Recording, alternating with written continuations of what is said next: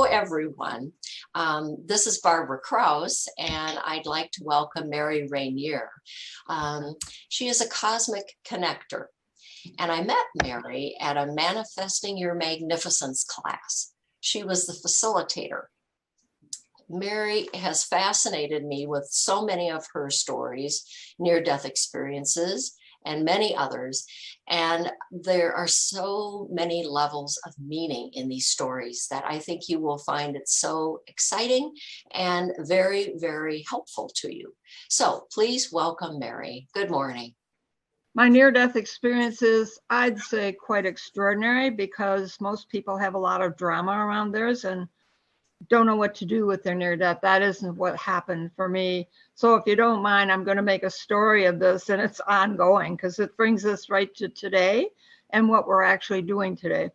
I was born in Detroit, Michigan, of an Irish Catholic family, very conservative Catholic background, lovely upbringing, wonderful parents, great education, 5 kids in my family. So life was good.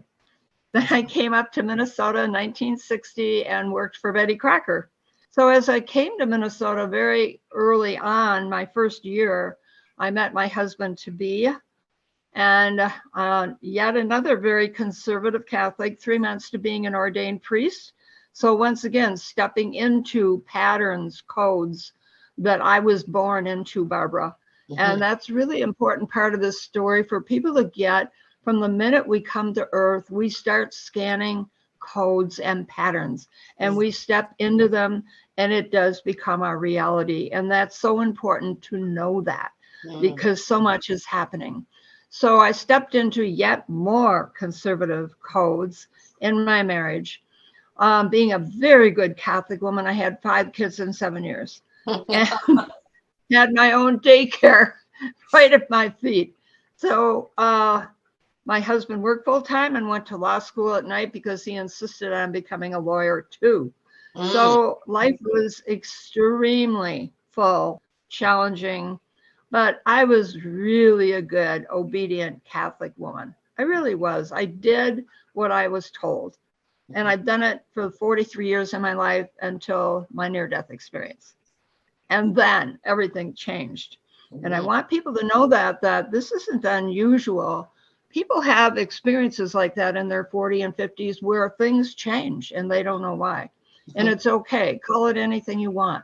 You'll see it in your own life. So when my near-death experience took place, I was in a very dark, dark place in my life, going through a brutal divorce, receiving next to nothing to take care of my teenagers. One of my children had already died. I've had 2 sons that have died. Very dark time, and I really didn't know how I was going to proceed. And so in the passage of being a daughter of an alcoholic mother who died 3 weeks before I had my near-death experience, and I was doing what I would consider death drinking, because I knew I was going to lose my kids. I knew I couldn't stay alive to do it with almost no money. I knew I couldn't do it. And that's a terrible feeling for a Catholic mom. Like, what do you mean? God gave you these kids, do it. Well, what if you can't do it? What if you just don't have it in you to do it? So my sister Kathy from Detroit called me and said, what are you doing? There's the darkest cloud over your head.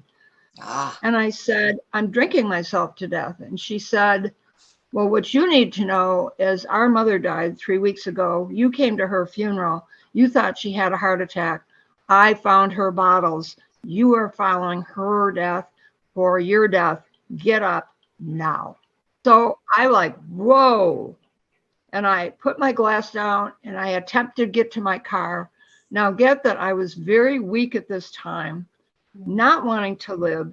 Your energy level is very low at a time like that. And I made it to ER, but my heart stopped. Okay. It just gave out. Okay. Because I was not healthy.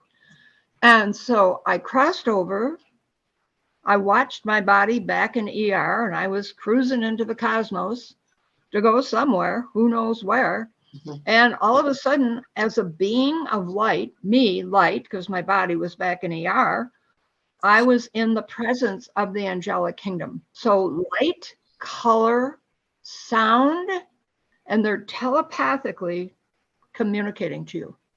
Nobody has a voice in the angelic kingdom.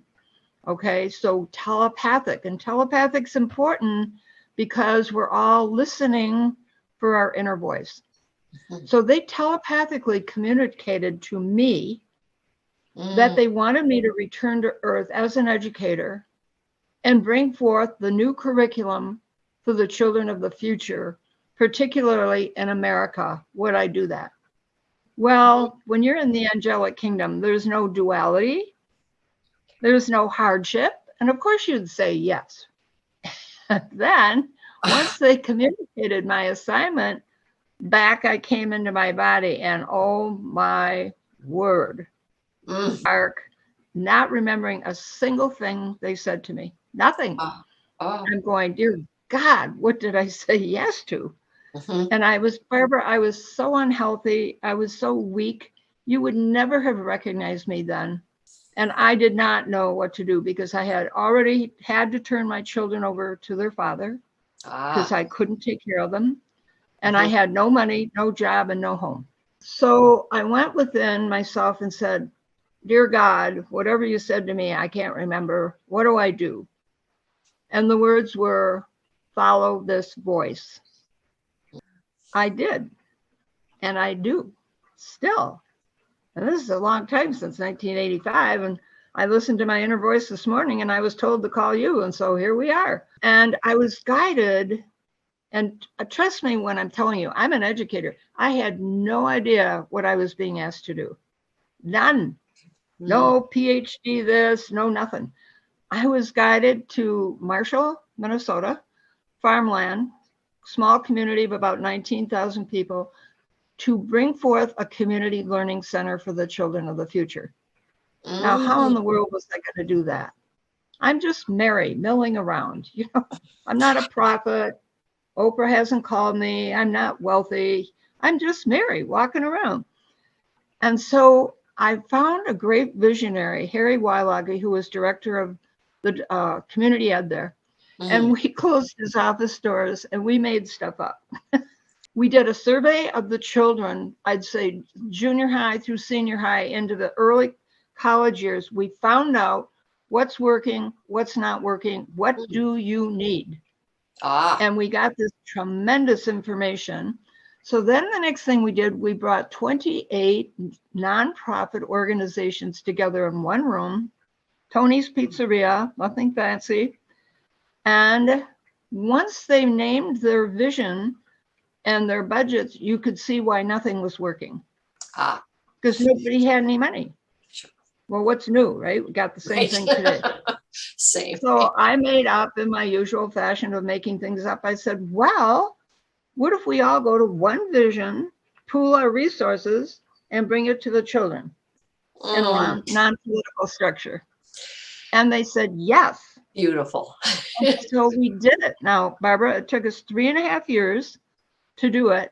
We ended up with 54 organizations plus the university in Marshall for this community learning center. Yeah.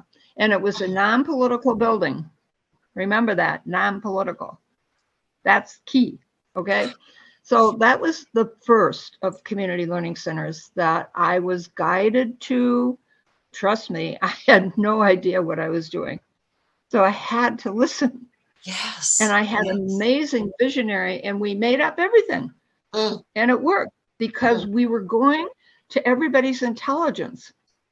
We were asking visionaries in their own organizations, what do you know? What do you know that doesn't work? What do you think we need instead? You ask people and they know. That's what we need to remember. And you gave them permission to share with you. Yeah. Yes. And they got excited about collaborating. It never occurred to them to collaborate. All I know is collaboration. All I know is community building in me. I don't walk around alone. I'm with people like you and others worldwide every day. Okay?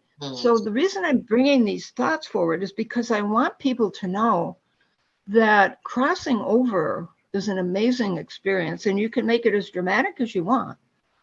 What's most important is when you come back and ask to be shown, what do I do now? That's the most important question. What do I do now? And I tell you, if you open yourself up, you will know.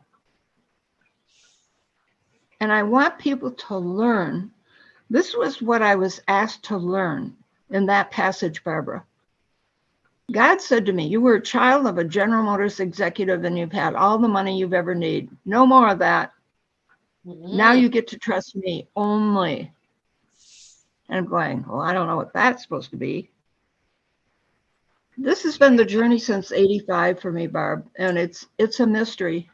Yes. It's a mystery, because how do you believe in a power greater than you? How do you trust a power greater than you? Unless you feel it and unless you experience it, you cannot know this. And I think that's what people wonder about. Those who are even just a slightly bit open are still asking that very question. How do I trust this unknown that I don't see before anything is given to me? I'm expected to trust. How do I do that? We have to give up our codes, our patterns of old, in order to be open to receive your natural state of your soul contract. You were born with a soul contract. Most people have not a clue what that is, Barbara. Yeah. But it's in you. You don't go to a $10,000 workshop. It's in you. But you have to clear away the debris, so to speak, the patterns that are holding you back, the self-doubts that are holding us back, our fears that we won't fit in. We got to let go of it. And that's why it's important to hear your own voices and want to serve each other. How do we support each other, Barb, in the days to come? You know we will. Just, accidentally meeting the way we did. We're going to be in this for life. You know that. Yes. And yeah. And today is today. So this is what we're doing. And hopefully, well, it's moment living too.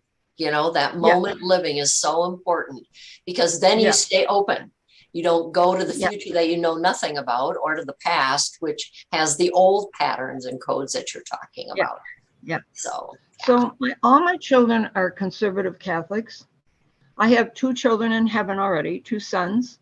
They guide me often in this mission. They're supposed to be on the other side, whether I like it or not. Doesn't matter. God told me when I was so pissed off at God, like, why did you give me 5 kids and take 2 home? And the words were, because it's a leasing program, Mary. You learn these unbelievable things when you learn to trust and listen. You're going, oh my God, this is totally different than what I learned. And then you try it on, and then all of a sudden it works. So what I do now, because my kids, they don't want to believe what happened for me in my near-death experience, because I turned into a universal being. When I used to be saying at the kitchen eating, making pot roast and chocolate chip cookies, all of a sudden I'm globally connecting, curriculum, worldwide, talking to people. And they're going, wow, what is this? Yes, who is she? Yeah. But, my daughter was here for a little birthday lunch the other day. She goes, Mom, we've been watching you for 35 years now. And you give us these updates on your life of miracles that just keep coming into you. And we go, how is she doing this? Back to your word, trust. Yes. Do we believe that we're backed by a loving God or universe? Do we? I doubt it. I think we think we're it. Well, we're not. We're not it. Or we offer lip service. Sometimes I think it's lip service, but we don't really believe within that we are. Exactly. Yeah. So when people talk to me, it's a very contagious energy, because they're going, oh my God, she's just a woman milling around Earth. If she can do this, I can do this. Like I was just with somebody yesterday at Orchestra Hall, and she called me this morning with 2 miracles that happened since I left her at 3:00 yesterday. And it's just because I said, try it on, Colleen.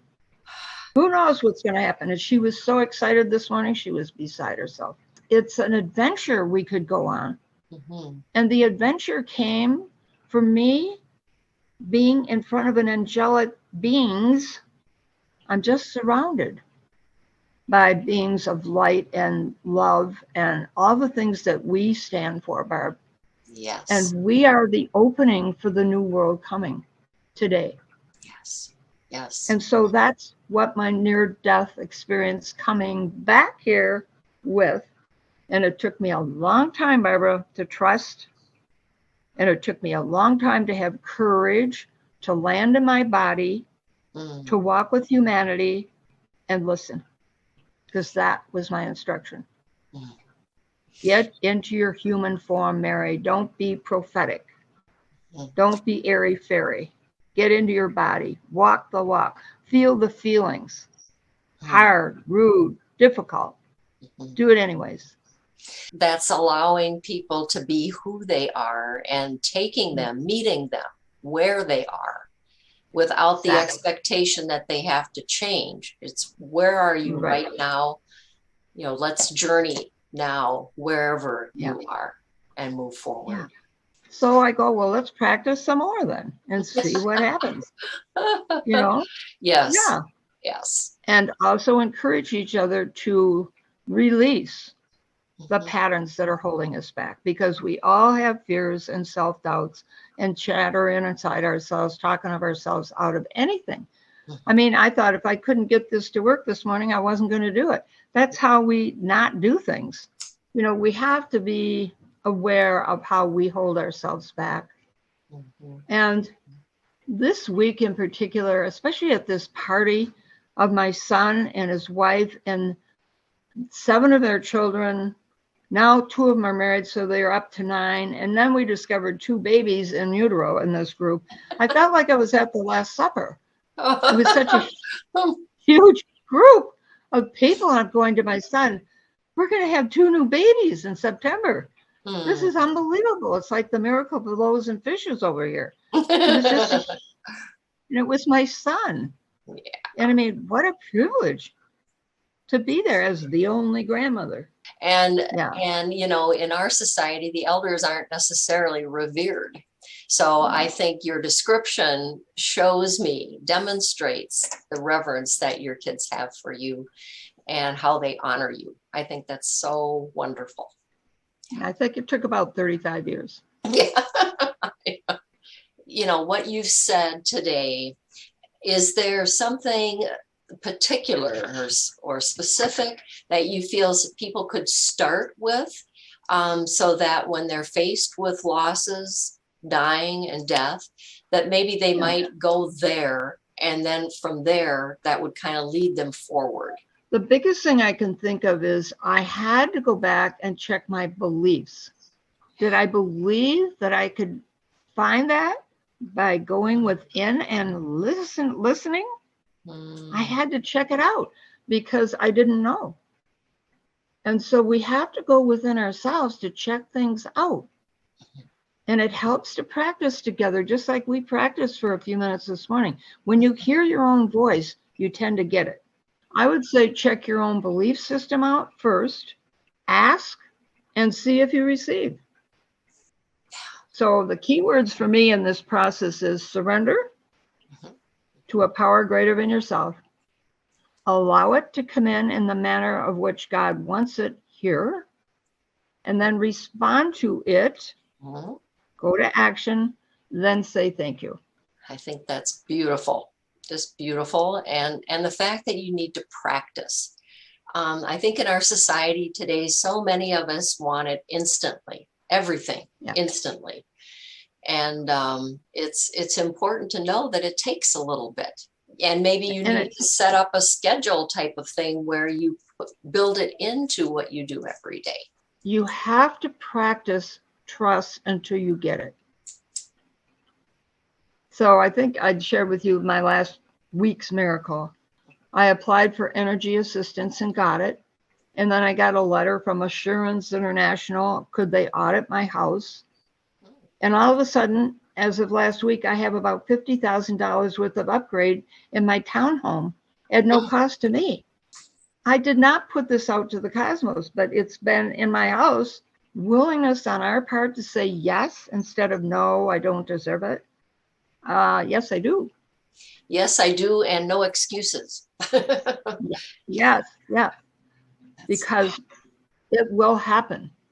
And it's going to happen more and more and more because we're here. And even if this changes the perspective of only one person, it's one more person who is opening to what's happening for all of us here. Exactly. And it has an incredible rippling effect, Barb. It does. Mm-hmm. It's a very contagious energy. Because people know inside, like, oh my God, she's onto something. She's Yes. onto something. I got to find out what it is. Or what if I could do that too? Like you mentioned earlier, well, gee, I'm just Mary, but other people could be just like me too. But all it takes is that little spark, that flame. You're like a candle, and you allow others to expand their light. And then it just keeps going, as you said, as a ripple effect. It does. It does. It's a very, and it can happen in your worst moment. We have to say yes to loving self. Mm-hmm. Yes. And that you do deserve. You do deserve. That's that. Mm-hmm. So I feel confident of these words because I know them deep inside and nobody's going to talk me out of it. If I become your cheering section and you become mine, the chances of something wonderful happening are just extraordinary. Yeah. In the snow, we'll consciously create the wonder that we're on earth to do because you are that all the time. All the time. So we chose to come together today and let's see what happens. We're all in it together. And as Ram Dass, one of my favorite people, has always been my spiritual leaders. And we're all walking each other home. Thank you so much, Mary, for this. You're really welcome. So appreciate your wisdom, your humor, just your nature. It's beautiful. Thank you. Thank you.